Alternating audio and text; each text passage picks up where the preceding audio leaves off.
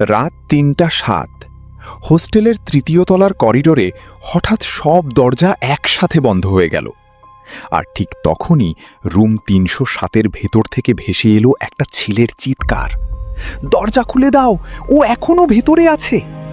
আমার নাম সামিউল। রাজশাহীর একটা পুরনো ইঞ্জিনিয়ারিং কলেজে ভর্তি হয়ে প্রথমবারের মতো হোস্টেলে উঠেছিলাম। হোস্টেলটা ব্রিটিশ আমলের পুরনো বিল্ডিং, লম্বা করিডোর, মোটা দেয়াল আর সব সময় একটা স্যাঁতস্যাঁতে গন্ধ। শুরুতে সবকিছু স্বাভাবিকই লাগছিল, কিন্তু একটা বিষয় ধীরে ধীরে খেয়াল করলাম। তৃতীয় তলার একদম শেষের রুমটা কেউ ব্যবহার করে না। দরজার উপর মোটা লাল রঙে লেখা ৩০৭ আর নিচে তালা ঝুলে আছে। কিন্তু অদ্ভুত ব্যাপার হলো, প্রতি রাতে ঘুমানোর আগে আমি দেখতাম দরজাটার নিচ দিয়ে খুব হালকা আলো বের হচ্ছে। প্রথমে ভাবতাম হয়তো অন্য কোনো রুমের আলো পড়ছে, কিন্তু এক রাতে দেখলাম পুরো করিডোর অন্ধকার, শুধু ৩০৭-এর নিচ দিয়ে হলদেটে আলো বের হচ্ছে। তখন থেকেই কৌতূহলটা মাথায় ঢুকে গেল। একদিন ক্যান্টিনে বসে সিনিয়রদের কাছে জানতে চাইলাম রুমটার ব্যাপারে। সবাই কয়েক সেকেন্ড চুপ হয়ে গেল। তারপর একজন নিচু গলায় বলল, ৪ বছর আগে ওই রুমে এক ছাত্র পাগল হয়ে গিয়েছিল। আমি হেসে বললাম, পাগল মানে? সে বলল, সে দাবি করত রুমে সে একা না, প্রতি রাতে নাকি আরেকজন তার বিছানার নিচে বসে থাকত। কথাটা শুনে আমার হাসি থেমে গেল। আরও জানতে চাইলে তারা বিষয়টা এড়িয়ে গেল। কিন্তু সেই রাতেই আমি প্রথম অদ্ভুত জিনিসটা দেখলাম। রাত তখন প্রায় ২টো। বাথরুমে যাওয়ার জন্য বের হয়েছিলাম। করিডোর ফাঁকা।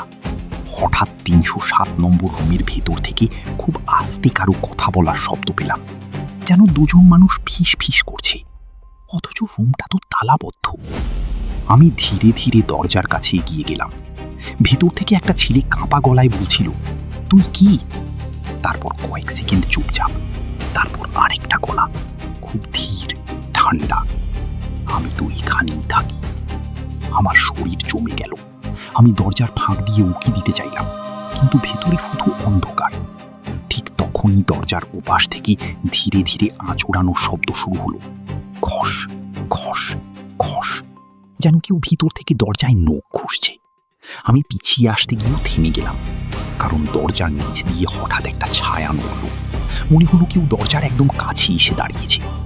তারপর খুব আস্তে একটা চোখ নিচের ফাঁক দিয়ে আমার দিকে তাকালো। মানুষের চোখ না, অস্বাভাবিক ফ্যাকাশে, একদম স্থির। আমি দৌড়ে নিজের রুমে ফিরে এলাম। সারা রাত ঘুমাতে পারিনি।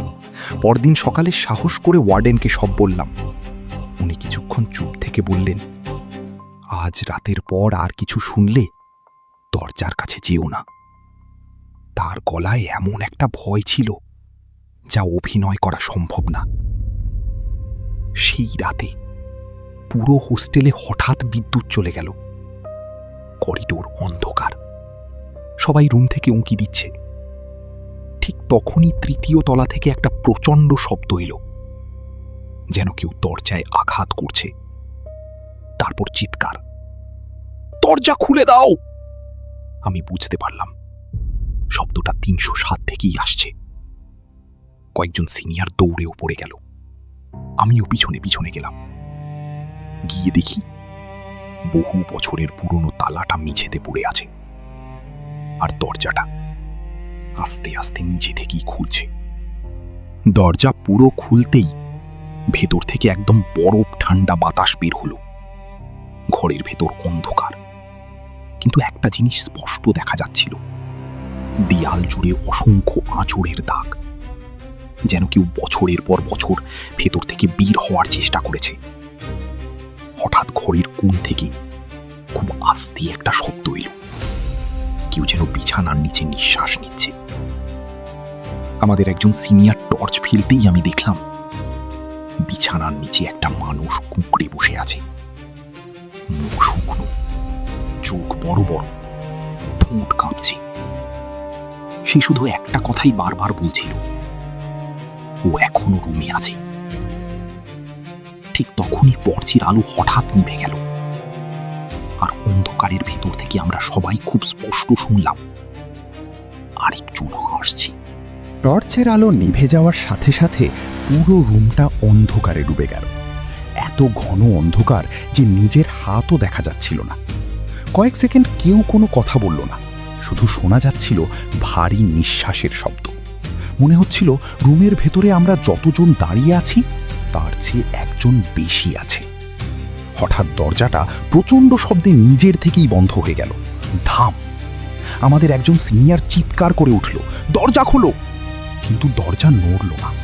বাইরে থেকে কেউ যেন চাপ দিয়ে ধরে রেখেছে। ঠিক তখনই ঘরের এক কোণ থেকে খসখস শব্দ শুরু হলো, যেন কেউ দেয়ালে নখ ঘষছে। ধীরে, খুব ধীরে। আমার পাশেই দাঁড়ানো ছেলেটা কাঁপা গলায় বলল, কে কে ওখানে? তারপরই অন্ধকারের ভেতর থেকে একটা গলা ভেসে এলো, ঠান্ডা, ফিসফিসে, কিন্তু একদম পরিষ্কার। তোমরা দরজা খুললে কেন? আমার বুকের ভেতর ধক করে উঠল, কারণ গলাটা বিছানার নিচে লুকিয়ে থাকা ছেলেটা না, এটা অন্য কারো, এমন কারো যাকে আমরা দেখতে পাচ্ছিলাম না। ঠিক তখনই টর্চটা 1 সেকেন্ডের জন্য জ্বলে উঠল, আর সেই 1 সেকেন্ডেই আমি যা দেখেছিলাম সেটা আজও ভুলতে পারিনি। বিছানার নিচে যে ছেলেটা কুঁকড়ে বসেছিল সে একা না, তার ঠিক পেছনে অন্ধকারের ভেতর আর একটা মুখ ছিল, অস্বাভাবিক ফ্যাকাশে, লম্বা হাসি আর দুটো চোখ একদম সাদা। মুখটা ধীরে ধীরে সামনে ঝুঁকে ছেলেটার কানের কাছে এসে ফিসফিস করে বলল, এবার ওদের বল আমি এখন কার সাথে থাকি। তারপর আবার পুরো রুম অন্ধকার হয়ে গেল। আমরা কেউ আর 1 সেকেন্ডও সেখানে দাঁড়াইনি। দরজা কিভাবে খুলেছিল জানি না, কিন্তু সবাই দৌড়ে নিচে নেমে এসেছিলাম। সেই রাতের পর রুম 307 আবার তালাবদ্ধ করে দেওয়া হয়, কিন্তু আসল ভয়ের শুরু হয় তার 3 দিন পরে। যে সিনিয়র প্রথম টর্চ ধরেছিল সে হঠাৎ নিখোঁজ হয়ে যায়। তার বিছানা খালি পাওয়া যায়, কিন্তু দেয়ালে একটা নতুন আঁচড় দেখা যায়। খুব গভীর করে লেখা ছিল, 307 এখন আর খালি নেই।